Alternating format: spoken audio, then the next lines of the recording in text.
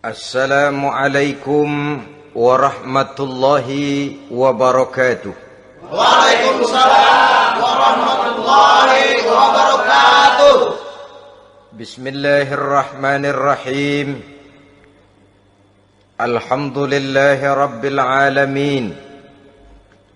Wassalatu wassalamu ala ashrafil mursalin, imamil muttaqin, sayyidil ghurril muhajjalin, wa ala alihi wa ashabihil mujahidin at-tahirin, amma ba'du. Saudara-saudara kaum muslimin rahimakumullah. Satu hari ketika seorang ulama besar bernama Al-Imam Al-Faqih Abu Lais tengah berjalan-jalan di dekat kota Basrah, berkelumpulah sekelompok orang di dekat beliau. Mereka datang mengajukan satu pertanyaan. Imam, kami ingin bertanya. Di dalam Al-Quran itu Allah Subhanahu wa ta'ala menjelaskan, Ud'uni astajib lakum. Berdoalah kepadaku, aku akan jawab doamu.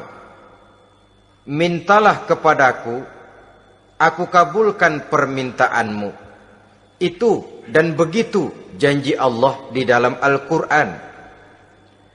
Kami, kata orang-orang tadi, sudah lama berdoa kepada Allah. Tapi kenapa sampai sekarang doa kami ini belum dikabulkan? Katanya, ud'uni astajib lakum. Kalau kamu berdoa, aku jawab, aku penuhi, aku kabulkan doamu. Itu janji Allah. Kami sudah lama berdoa pagi, sore, siang, malam. Nyatanya sampai sekarang doa kami belum dikabul-kabulkan. Ini bagaimana? Apa ayat Quran salah? Apa Tuhan lagi lempengan gak denger?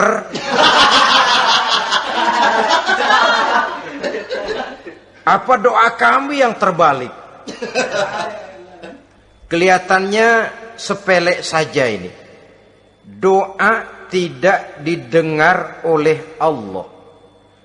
Permohonan tidak dijawab, tidak dikabulkan oleh Allah.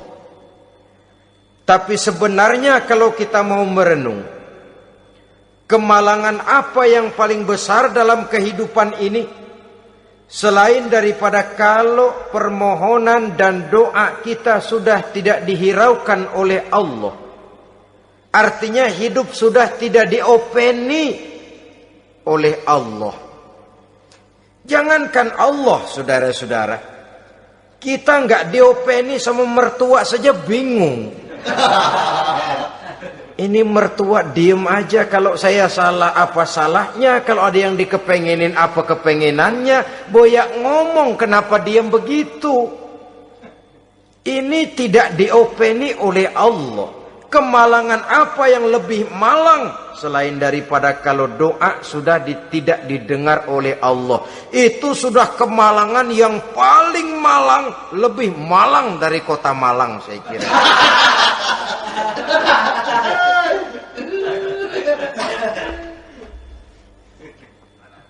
Menghadapi pertanyaan ini, Imam Al-Faqih Abu Lais senyum.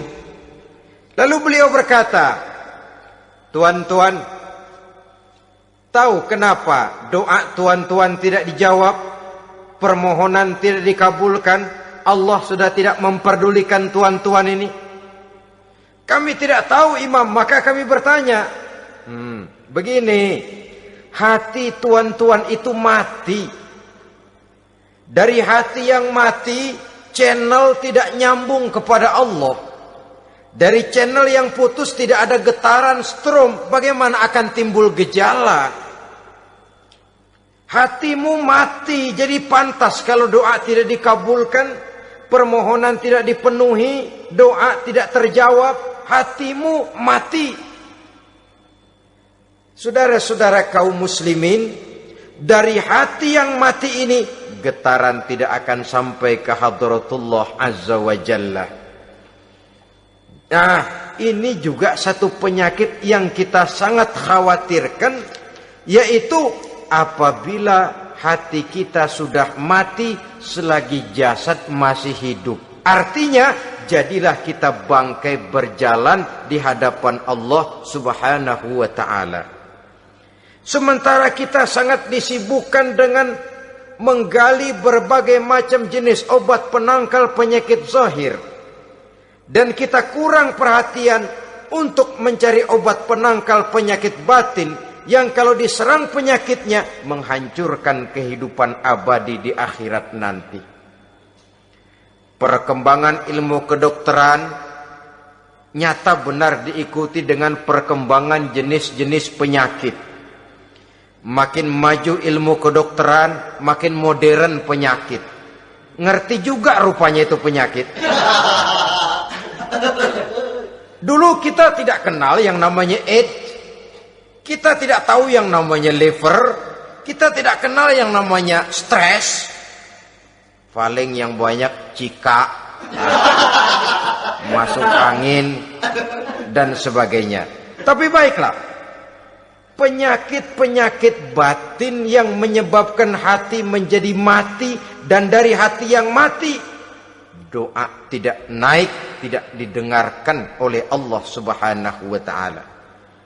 Nah, kata orang-orang tadi, yang menyebabkan hati kami mati ini apa, Imam? Beliau menjawab, pertama, araftumullaha wa lam tu'tuhu haqqahu. Yang menyebabkan hatimu jadi mati, pertama, kamu kenal benar kepada Allah, tapi haknya untuk disembah, kewajibanmu untuk menyembah, tidak pernah kamu laksanakan. Bagaimana Allah tidak akan jauh dari kita kalau kita tidak akan mengadakan pendekatan kepadanya. Dan pendekatan kepada Allah hanya bisa kita tempuh melalui jalur kegiatan ritual ibadah. Allah akan terlalu jauh apabila kita hanya membicarakannya lewat filsafat dan renungan yang mendalam. Tapi Allah akan dekat dan terasa hadir dalam hidup apabila kita dekati ia dengan pelaksanaan ibadah kepadanya.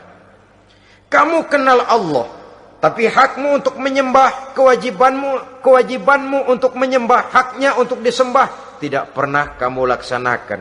Kalau soal Allah, kita kenal bukan main.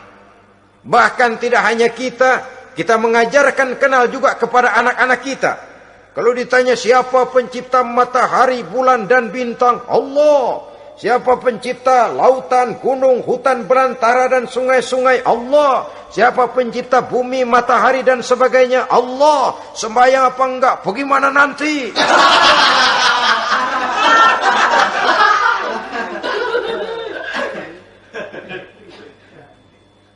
Tanpa pendekatan, Allah akan jauh. Apabila Allah jauh, maka doa tidak akan didengarkan olehnya. Oleh sebab itu, logika mengajarkan kepada kita, berpayahlah dulu, wa mal ladzatu illa ba'da ta'ab, inna ma'al usri yusra. Di balik kesulitan menunggu kemudahan. Nikmat baru akan terasa, kelezatan hidup baru akan terasa setelah kita jerih payah banting tulang peras keringat. Rasanya memang lebih nikmat sepotong singkong hasil cucuran keringat sendiri ketimbang roti dijejelin orang. Ini berarti kita ingin mohon pertolongan kepada Allah, sementara dengan Allah sendiri kita jauh. Sama saja dalam kehidupan kita analoginya, saudara-saudara. Orang tidak kenal kepada saudara, tahu-tahu jauh dari saudara, tahu-tahu datang mau minjem duit. Apa kesan saudara? Enak aja, kenal enggak, dekat enggak, datang-datang mau minjem duit. Emang duit percetakan bapak lu?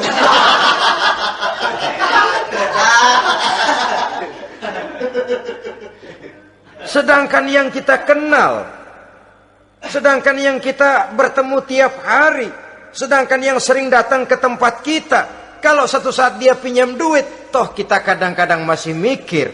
Apalagi datang nggak pernah, berkunjung nggak pernah, ngobrol nggak pernah. Apalagi kenal juga nggak pernah, datang-datang mau minta. Macam apa? Datang nemuin Tuhan setahun 2 kali. Idul Fitri doang sama Idul Adha. Doa cerewet banget. Apa aja diminta. Saudara hadirin, bagaimana doa akan kabul, permohonan akan dijawab? Jikalau kita jauh dari Allah, kita kenal Allah, haknya untuk disembah, kewajibannya untuk menyembah, tidak pernah kita laksanakan. Itu yang menyebabkan hati kita lalu menjadi mati. Padahal mengenal Allah, setelah mengenalnya, mengadakan pendekatan kepadanya melalui ritual ibadah yang dicontohkan oleh Rasulullah Sallallahu Alaihi Wasallam. Ini hal pertama yang menyebabkan hati jadi mati. Kamu terlalu kenal Allah, tapi tidak pernah menyembah kepadanya. Sama aja orang kerja kagak, habis bulan mau minta gaji. Karena kita jitak palanya. Macam apa? Kerja enggak, tahu-tahu datang mau minta gaji. Kerja dulu yang baik, habis bulan baru. Enggak diminta pun memang sudah ada jatahnya. Ibadah dulu kita kepada Allah. Soal Allah memberikan karunia kepada kita, itu hak Allah. Apabila kita dekat dengannya, ibadah yang kita laksanakan benar, karunia itu akan datang kepada kita. Saudara-saudara, yang kedua yang menyebabkan hati jadi mati, qara'tumul Qur'an walam ta'malu bih. Kamu baca Al-Qur'an tapi ajarannya tidak pernah kamu amalkan. Kamu baca Quran, tapi isinya kamu injak-injak. Sehingga ada peringatan dari Rasul Sallallahu Alaihi Wasallam. Beliau bersabda, "Iza azzamat ummatid dunya, wa fi riwayatin dinaron wa dirhaman, nuzi'at minha haibatul Islam. Wa iza turikatil amru bil ma'rufi wan nahyu 'anil munkari, hurimat 'alaihim barakatul wahyi. Wa iza tasabat ummati saqatat min 'ainillah." 3 peringatan keras, tapi yang merupakan gejala penyakit kita umat Islam, diperingatkan oleh Nabi kita. Pertama, iza azzamat ummatid dunya.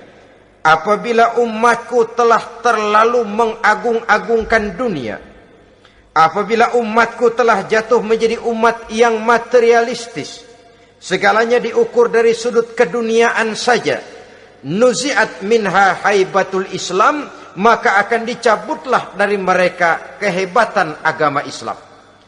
Hilang kehebatan Islam apabila kita jatuh menjadi umat pengagung dunia, penyembah materi. Nilai kita, keberadaan kita tidak dihargai orang lain. Orang memandang kita remeh saja. Orang Islam gak ada apa-apanya, bayar aja. Bisa dibeli, bisa diatur, bisa dikerjain, garap saja. Nuzi'at minha haibatul Islam, hilang dari mereka kehebatan Islam ini.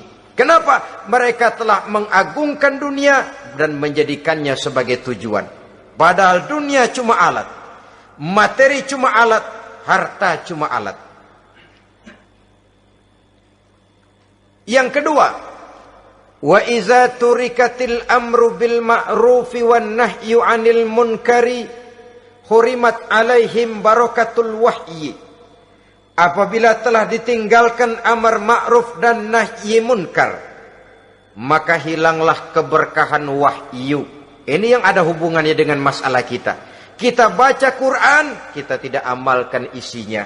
Bagaimana hati tidak jadi mati? Amar ma'ruf dan nahi munkar ditinggalkan orang, hilang keberkahan wahyu. Pada saat itu boleh jadi Quran ada, tapi cuma tinggal tulisan saja. Islam ada, cuma tinggal sekedar nama saja.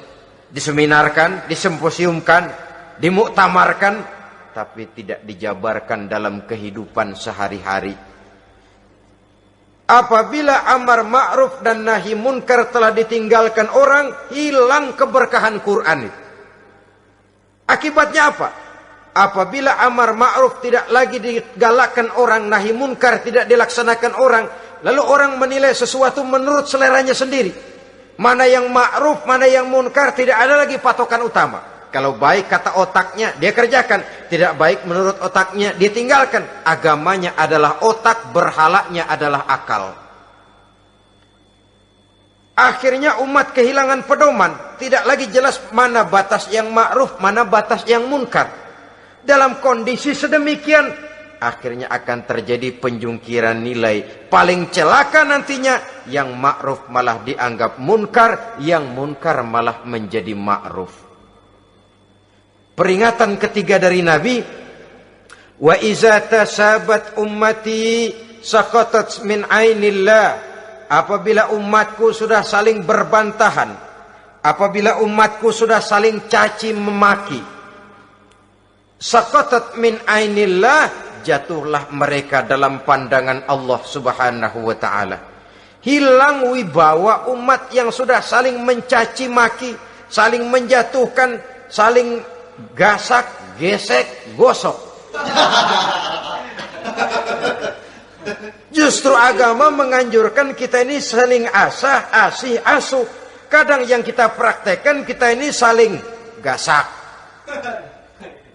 Yang kedua, saling gesek. Yang ketiga, saling gosok. Gasak, gesek, gosok. Kacau kita ini.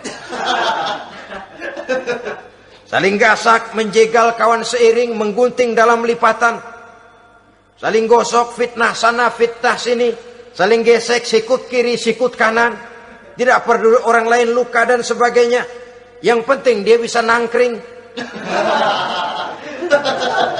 Jatuh kita dalam pandangan Allah apabila umat sudah saling mencaci maki. Maka kita kembali kepada persoalan. Hal kedua yang menyebabkan hati jadi mati, qara'tumul Qur'an walam ta'malu bih. Kita baca Al-Quran, tapi ajarannya nyaris tidak kita amalkan di dalam kehidupan kita. Akibatnya hati lalu jadi mati. Itu yang kedua. Yang ketiga, yang menyebabkan hati jadi mati dan doa tidak terjawab, idda'aitum annakum min ummati Muhammadin sallallahu alaihi wasallam wa lam ta'malu bi sunnatihi. Kamu mengaku, kamu memproklamirkan diri sebagai umatnya Nabi Muhammad, tapi sunnahnya tidak pernah kamu amalkan. Malahan perkembangan paling akhir, bukan saja tidak mau mengamalkan sunnah, malah mengingkari sunnah. Inna lillahi wa inna ilaihi raji'un. Oh, Nabi Muhammad itu manusia biasa seperti kita. Sebagai manusia dia bisa salah. Dan ternyata hadis banyak yang palsu. Yang otentik cuma Quran. Selebihnya adalah sejarah. Tidak ada itu sunnah. Langsung saja kepada Quran. Oh, hadis itu bukan sumber hukum. Oh, tidak perlu mengamalkan sunnah. Saudara-saudara kaum muslimin, mengaku kita umat Nabi, tapi sunnahnya kita campakkan, tidak kita amalkan. Setelah tidak kita amalkan, kita campakkan. Setelah kita campakkan, kita ingkari pula. Inna lillahi wa inna ilaihi raji'un. Bagaimana hati tidak jadi mati?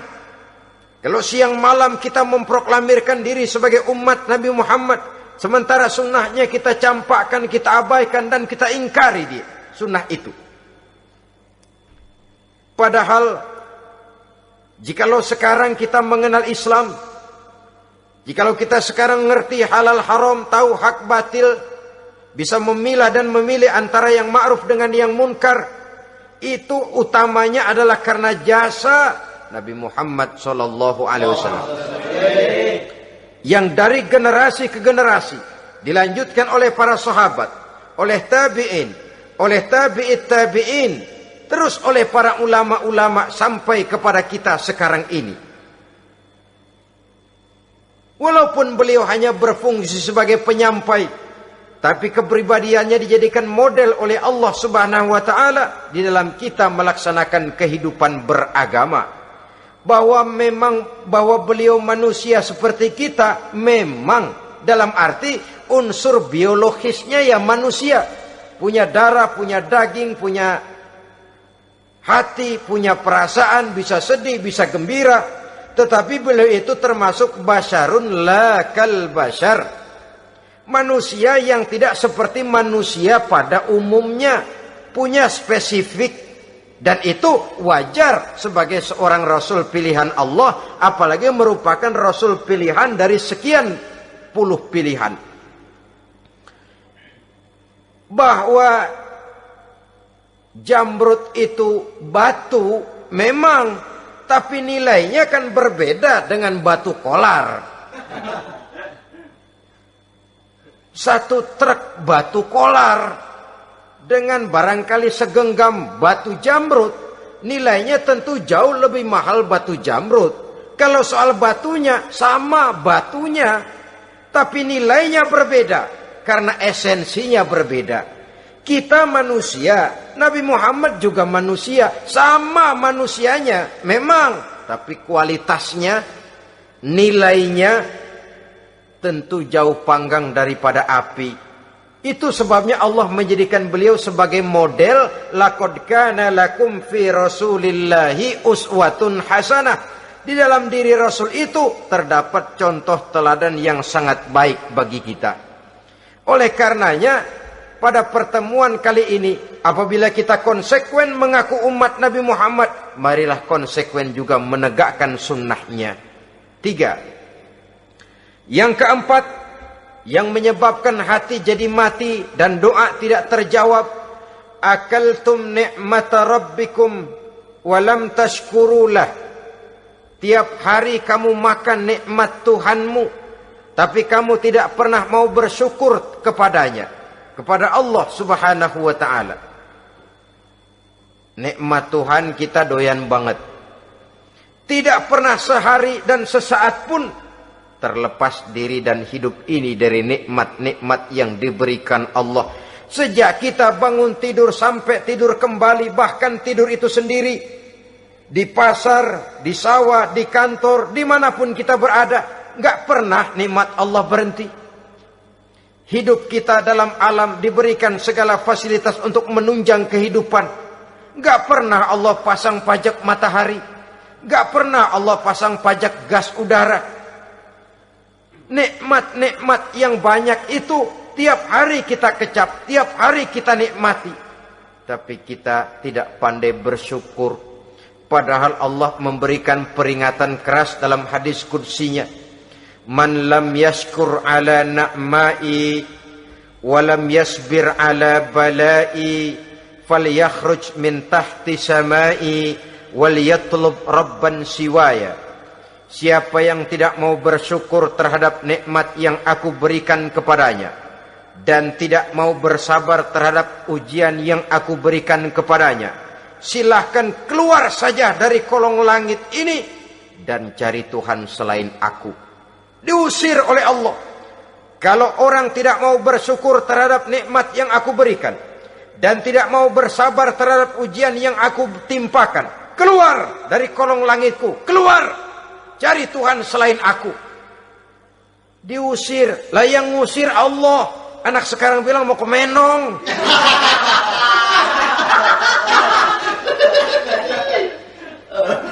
Kalau diusir kita dari Jakarta, masih bisa pindah ke Bandung. Diusir kita dari Bandung, bisa pindah ke Jogja, Solo. Diusir kita dari Indonesia, bisa pindah ke Singapura, Malaysia. Diusir dari kolong langit, mau cari langit mana lagi? Kalau kau tidak mau mensyukuri nikmatku, tidak sabar terhadap ujian yang aku berikan kepadamu, keluar saja, keluar dari kolong langitku ini, cari Tuhan selain aku. Kalau istilah kita mah Tuhan, jengkel banget udah itu. Nikmatku, nikmat yang aku berikan kau makan, tapi kepadaku engkau tidak pernah mau bersyukur. Saudara-saudara kaum muslimin rahimakumullah, wajar. Kita dulunya tidak ada, sekarang ada, nikmat. Susunan biologis manusiawi kita demikian cantik, nikmat. Tinggal di bumi, fasilitas yang kita perlukan disediakan, tinggal kemampuan kita mengelolanya. Nikmat. Diberikan kita otak yang membedakan kita dengan binatang, nikmat. Diberikan kita agama, diutus para rasul untuk jadi model dalam kehidupan kita, nikmat. Kalau cara kita emang kurang apa sih? Apa yang kurang, hai manusia? Engkau tidak ada, aku adakan. Kalau aku perintahkan kau tinggal di bulan, mungkin kau tidak akan sanggup hidup. Begitu lahir juga kelepok-kelepok habis. Ya nggak ada HO2 toh di bulan, mau ngisap apa? Aku tinggalkan kau, aku perintahkan tinggal di permukaan bumi. Alamnya indah, fasilitas serba menunjang. Nikmati semuanya, semuanya untuk kamu, semuanya. Satu pintaku, syukuri nikmat yang aku berikan kepadamu. Ya bukan cuma syukur dalam ucapan, syukur dalam perbuatan. Banyak nikmat yang diterima, makin banyak dia sujud, makin banyak dia ruku, makin banyak dia mengadakan pendekatan kepada Allah. Syukur dalam artian berupa tindakan dan perbuatan, mempergunakan nikmat sesuai dengan kehendak yang memberikan nikmat itu sendiri kepada kita. Saudara-saudara kaum muslimin rahimakumullah, ini penyakit yang keempat.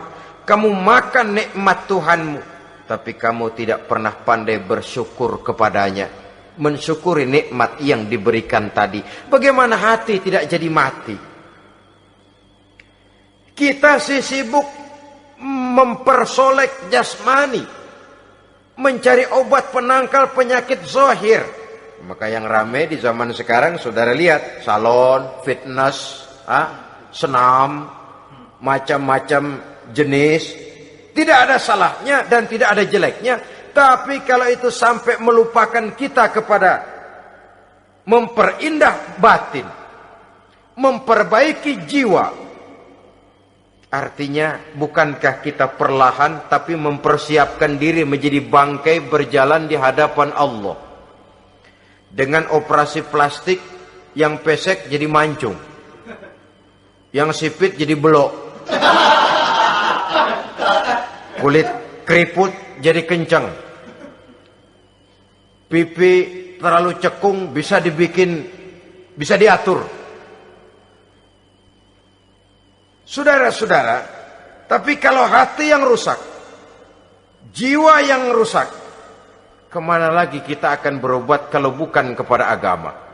Maka hati itu jadi mati apabila kita selalu memakan nikmat Allah dan tidak pandai mensyukuri nikmat itu. Dari hati yang mati tidak akan ada getarannya. Oleh sebab itu doa tidak terjawab. Selanjutnya, yang menyebabkan doa tak terjawab dari sebab matinya hati, qultum annal mauta haqqun wa lam tasta'iddu lahu. Kamu berkata, kamu yakin bahwa mati adalah sesuatu yang benar, tapi kamu tidak pernah punya persiapan untuk mati. Padahal menurut logika, orang yang akan bepergian jauh tentu dia harus mempunyai bekal yang cukup. Semakin jauh jarak perjalanan yang akan ditempuhnya, semakin banyak perbekalan yang harus dibawanya. Dahulu, seketika beberapa jamaah dari Yaman akan melaksanakan ibadah haji dengan nekat, mereka berprinsip, pokoknya kan berangkat haji jadi tamunya Allah. Nanti Allah yang akan ngelayanin. Mereka nekat, modal badan doang berangkat. Diadukan kepada baginda Rasul, lalu turun peringatan dari Allah, wa tazawwadu fa inna khairaz zadi taqwa. Jangan begitu, bawa bekal. Sesungguhnya bekal yang paling baik adalah takwa. Bahwa berangkat dengan bekal takwa itu bekal yang paling utama. Tapi bekal-bekal yang lain pun jangan diabaikan. Kalau kita akan berangkat untuk tujuan yang baik, bekal yang paling utama memang takwa. Tapi tidak berarti harus mengabaikan bekal-bekal yang lain. Begitulah, semakin jauh perjalanan yang akan kita tempuh, semakin banyak bekal yang harus kita hadapi. Kalau saudara mau pergi ke Surabaya, tidak membawa bekal kemudian berani berangkat, rasanya sih saya pikir itu bukan berani, nekat namanya. Sama saja orang belum pernah sembahyang mati. Nekat tuh orang. Berani amat. Belum berbuat kebaikan barang sedikit pun sudah mati. Nekat namanya itu. Sama saja tadi, nggak bawa bekal apa-apa berangkat ke Surabaya. Sampai Surabaya belum tentu, sengsara udah jelas. Belum punya bekal yang baik sudah mati. Sampai ke surga belum tentu, tapi kebelangsak dan sengsara rasa-rasanya pasti itu. Oleh karena itu, kalau kita yakin mati sesuatu yang benar, sesuatu yang pasti datang menimpa, maka hendaklah kita mempersiapkan bekal. Kemudian idda'aitumun najata minan nar wa ramaitum fiha anfusakum.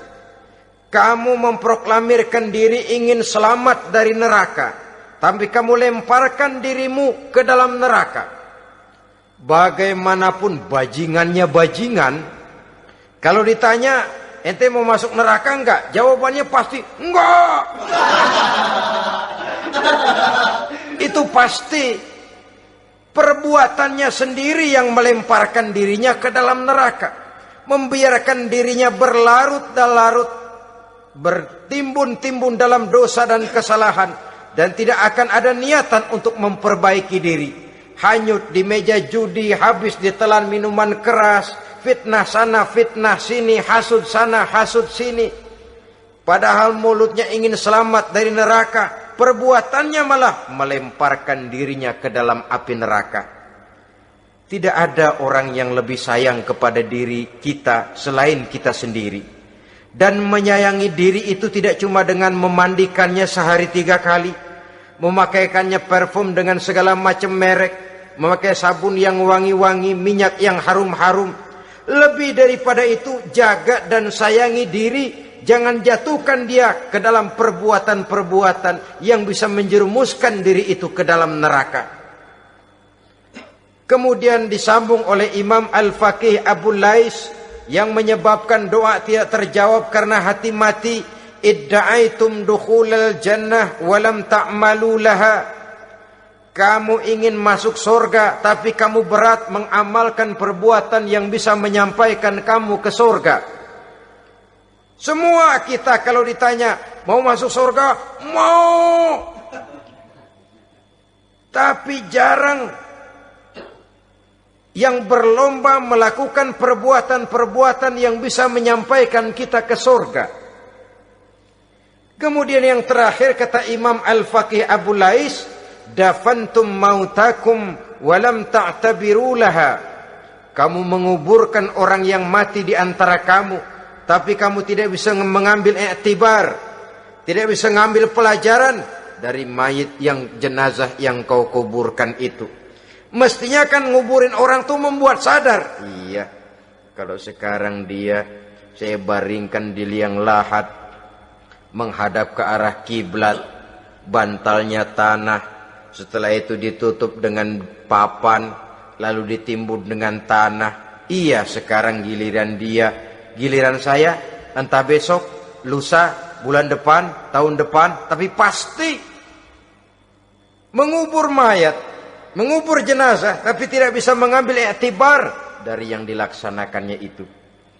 Ini merupakan penyakit-penyakit batin yang merupakan handicap, yang menimbulkan jarak antara kita dengan Allah Subhanahu wa ta'ala. Pantas kalau itu semua ada pada diri kita, hati jadi mati. Dari hati yang mati, doa tidak akan tembus. kita tidak lagi akan diperdulikan oleh Allah Subhanahu wa taala. Dan itu sekali lagi kemalangan yang terbesar dalam kehidupan kita. Bagaimana jalan keluarnya? Pertama, memperbaiki batin kita, menyelamatkan diri daripada penyakit-penyakit yang bisa mematikan hati seperti yang sudah saya sebutkan tadi. Yang kedua, berdoa dengan adab, sehingga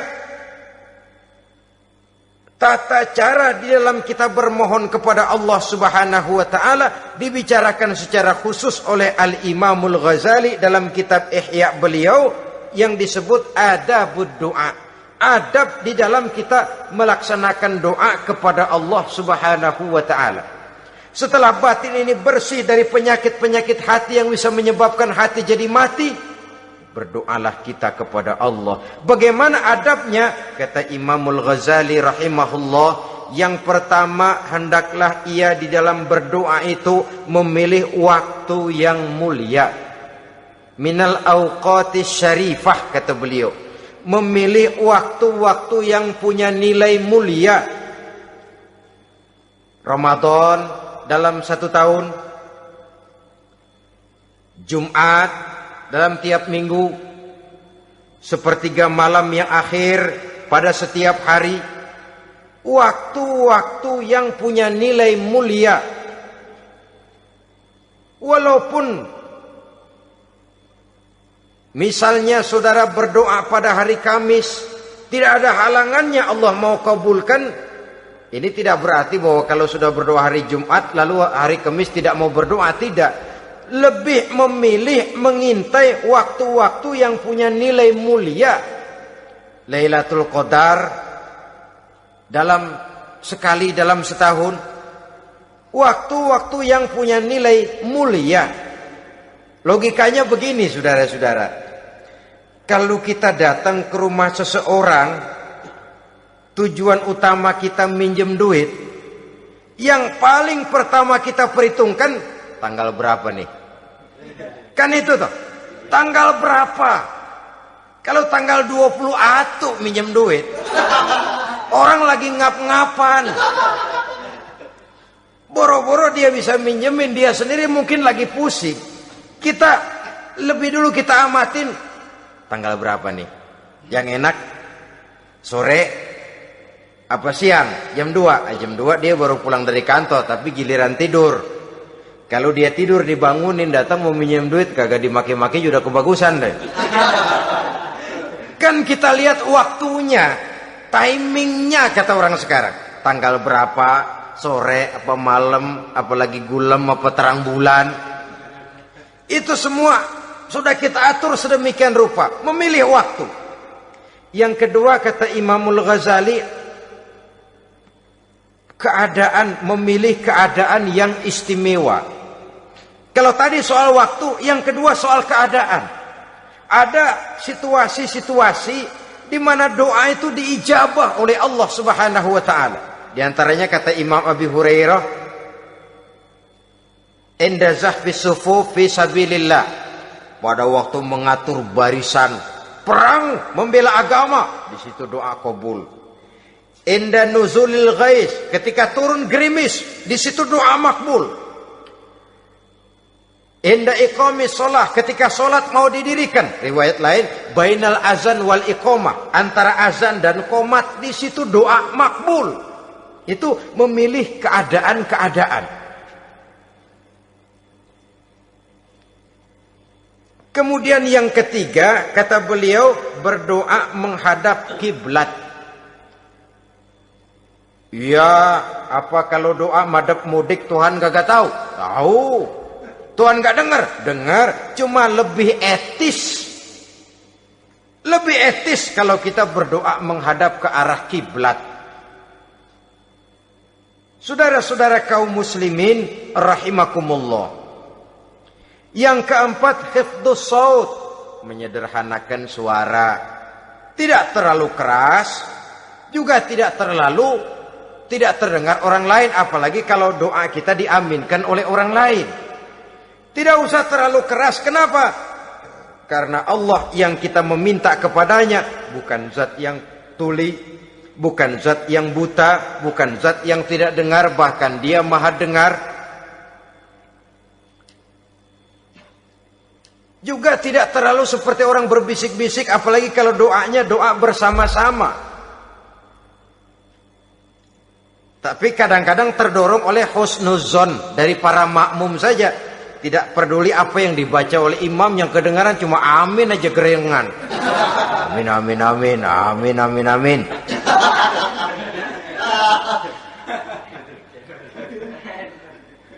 Juga tidak terlalu keras.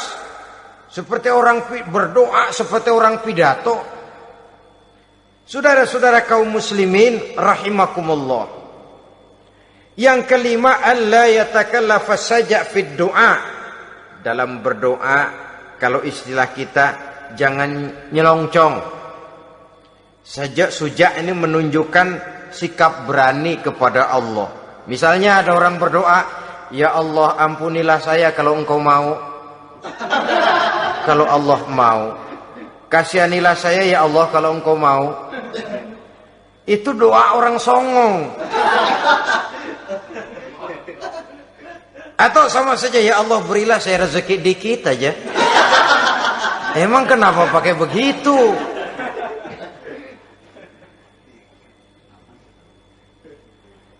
Allah yatakallafa saja fid du'a.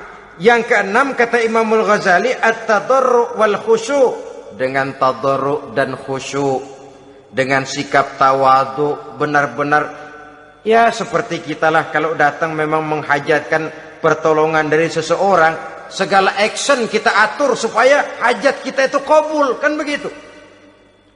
Kadang-kadang istilah orang kalau perlu ngesor mah ngesor dah, yang penting permintaan dikabulkan, gitu saja. Kita lihat sekarang ini, ramai orang bicara soal film-film Parno.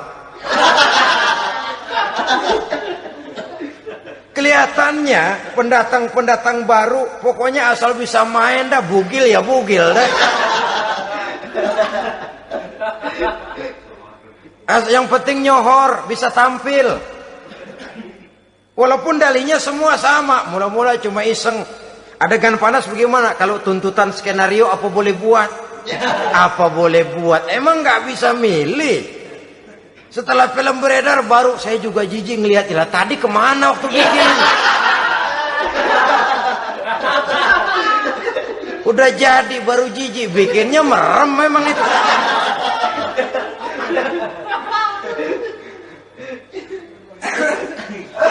Tapi ada satu analogi, asal bisa main, asal bisa tampil di layar, apa saja jadi taruhan sudah. Bugil ya bugil dah, nggak soal dah. Pokoknya bisa main, tampil, nyohor, masuk koran. Udah seperti kata-kata orang Arab, bul ala zamzam fatu'raf. Kalau pengen terkenal, kencingin sumur Zamzam. Artinya apa? Bikin yang aneh-aneh, yang orang nggak kerjain, ntar ngetop. Yang ngetop lempengan jeleknya. Sumur Zamzam dikencingin, kan nyohor itu. Sedunia orang kenal. Kenapa? Gila. Saudara-saudara kaum muslimin rahimakumullah, sangat kita sayangkan kalau lalu orang berlomba-lomba dengan cuma modal paha mulus, wajah cantik, dimauin apa saja mau, lalu bisa tampil. Akibatnya yang jadi korban adalah anak-anak kita. Disuguhi tontonan-tontonan yang meracuni jiwa mereka. Walaupun akibatnya barangkali ya lain, seperti band orkes dengan film memang akibatnya tidak langsung ya. Kalau band orkes akibatnya langsung, dia bisa berantem di tempat lokasi. Film orang nonton tahu dia di tempat itu, bukan di tempat itu dia praktek, pulang jadi pikiran dia. Tadi serem ya, ntar kalau udah kesempatan kita praktek. Ntar ngancemnya itu yang gak enak. Tapi yang saya analogkan dengan persoalan kita, tingkah pola artis apapun dilakukan asal bisa main. Nah itu tuh, asal dapat kesempatan acting. Dalihnya ya tuntutan skenario lah, isenglah, macam-macam lah. Tapi yang jelas satu target, saya harus dapat kesempatan main. Untuk sampai ke situ, cara apa saja harus saya tempuh. Tidak peduli harus menginjak-injak norma dan budaya bangsa yang luhur. Tidak peduli harus bertentangan dengan kaidah agama. Tidak peduli hasilnya meracuni umat masyarakat, terutama generasi muda. Yang penting kan ngetop. Saudara-saudara, baiklah ya, itu soal lain. Tapi soal kita ialah at-tadarru wal khusyu'. Bermohon kepada Allah dengan tadarru, khusyuk dan tawadhu. Seperti kalau kita mau bermohon kepada seseorang, kita malah merendahkan diri. Pak, saya memang orang gak mampu, Pak. Utang saya udah selebar kampung, Pak. Anak udah 16 seperempat. Apa saja kita meratap, menghibah, mengeluh, merintih, ujungnya kan yang penting gue minjem duit dapat dah gitu. Apa kayak diomongin, pokoknya pulang bawa duit, itu saja. Itu strategi manusiawi. Kalau ini kita adakan konteks, oh iya, kepada Allah lebih lagi kita tadarru, khusyuk, tawadhu. Doa dengan tawadhu, sebab kita akan bermohon kepada yang serba maha. Menghadap ke arah kiblat, duduk bertafakur dengan khusyuk, tawadhu. Jangan doa sembari tolak pinggang.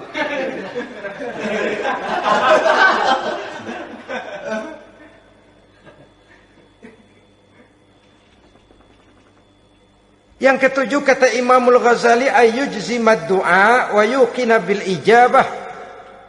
Hendaknya dia menjazamkan doanya itu dan yakin bahwa doanya akan dikabulkan oleh Allah. Sebab kata Nabi, innallaha la yaqbalu du'aan min qalbin ghafilin lahin. Allah subhanahu wa ta'ala tidak akan menerima doa dari hati yang lalai dan main-main. Doa ke orang ogah-ogahan.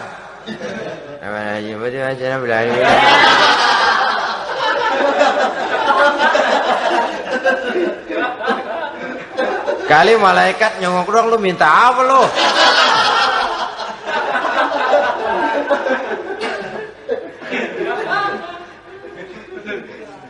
Seperti tadi itu, kita datang mau minjem duit sama orang, ngomongnya ogah-ogahan. Minjem duitnya dikasih syukur, enggak ya udah. Ya enggak dah, enggak dikasih sudah. Kenapa? Mintanya begitu. Enggak serius dan enggak yakin bahwa doanya akan dikabulkan. Kalau kita sudah punya keyakinan, jangan-jangan doa saya enggak diterima Allah. Enggak. Kata Allah, ana inda zanni abdi bi.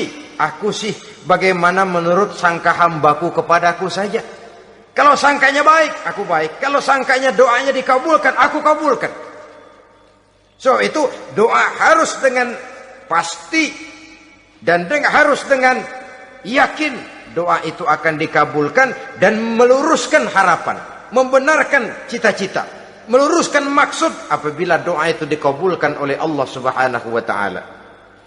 Saudara-saudara, oleh karenanya jangan doa setengah hati. Jangan berdoa sambil main-main. Apalagi menghadap kiblat dengan dua tangan terangkat sebagaimana dicontohkan oleh Rasulullah sallallahu alaihi wasallam.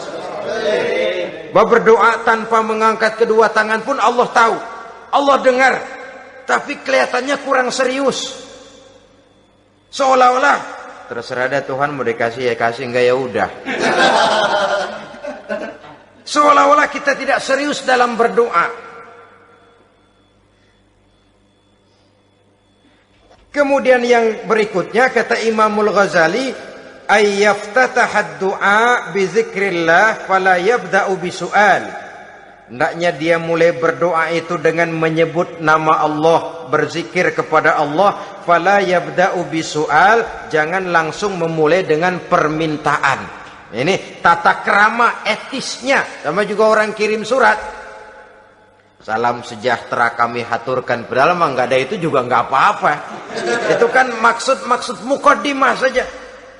Besar harapan kami semoga Bapak dan sekeluarga di sini pun berada dalam keadaan sehat walafiat. Selanjutnya kami telah dengar dari berbagai teman tentang kedermawanan Bapak, tentang bantuan Bapak di berbagai bidang yang menyangkut sosial pendidikan. Sehubungan dengan itu maka kami bermaksud mengajukan permohonan. Baru masuk itu mah 15 kalimat kesonoin, urusan lain. Intinya sehubungan dengan itu kami bermaksud memohon kepada Bapak. Kita mulai. Salam sejahtera kami haturkan, bersama ini pula kami macam-macam lah. Sama juga seperti tadi itu. Kita datang mau minjem duit. Datang karena kita tahu datang habis bulan. Malam terang bulan. Udaranya sejuk. Ngobrol lah kita. Dapat teh. Apa kabar Pak? Baik. Aduh Bapak sih, untung dah Pak. Kayak pemurah lagi. Saya tahu Bapak banyak nyumbang di mana-mana. Di Angon aja tuh orang di Angon.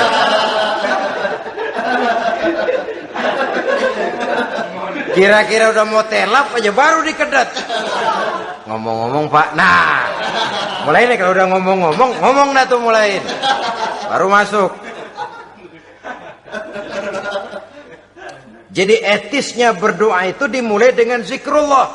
Karena itu umumnya dimulai dengan Alhamdulillahi Rabbil Alamin. Kita puji dulu Allah. Alhamdulillahi Rabbil Alamin. Hamda yuwafi ni'amahu wa yukafi'u mazidah.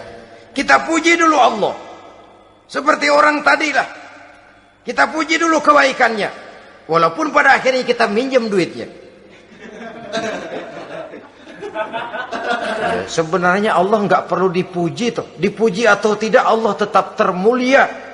Ini etis manusia. Allah tidak berharap untuk dipuji oleh manusia.